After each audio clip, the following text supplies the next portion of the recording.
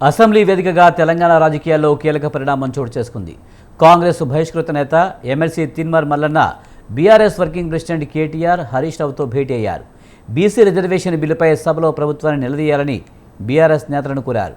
BC నేతలతో కలిసి కేటీఆర్కు Mallanna memorandum అందించారు.